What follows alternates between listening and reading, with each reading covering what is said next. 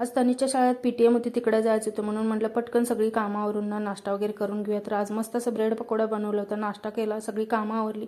त्याच्यानंतर ना 11:30 वाजता त्याचं टायमिंग दिलेलं होतं, तर तिथं गेलेलो. शाळेमध्ये थोडीच गर्दी होती, अजून कोण पेरेंट्स वगैरे आले नव्हते. मॅडमनं फाईल वगैरे दिलेली, पेपर बघण्यासाठी बोलवलं होतं, तर नोटबुक वगैरे सही केला. त्याच्यानंतर मार्क्स वगैरे सगळं चांगलं आहे, पण त्याची एकच कंप्लीट असते. मॅडम म्हणते तो शाळेतनं जास्त बोलतच नाही आहे. तिथून त्याला ना बुक घ्यायचं होते, तर बुक स्टॉल लागलेलं होतं शाळेमध्येच. तर त्याला जर वेळेला आम्ही मना करतो, पण ह्या वेळेला ना तो ऐकलाच नाही. यंगराम म्हणून एक बुक्स आहे, तो घेतलं त्यांनी.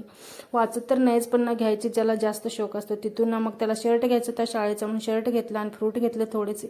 ह्या द्राक्षाला बघून मला इतकं आश्चर्य वाटलं ना, इतकी मोठी होती द्राक्षे. तिथून घरी आल्यानंतर त्याला मॅगी बनवून दिली आणि परत संध्याकाळच्या वेळेला छान अशी दिवाबत्ती केली आणि हनुमान चाळीशी वाचायचं काम चालू होतं त्याला थोडीशी सर्दी झालेली म्हणून पाणी उकळून दिलेलं, पण त्याला इतकी झोप आलेली ना, त्याला एक वाफ घ्यायचा आवरलंच नाही. तर कसा वाटला मिनी ब्लॉग? आवडला असेल तर लाईक, शेअर आणि सबस्क्राईब करा.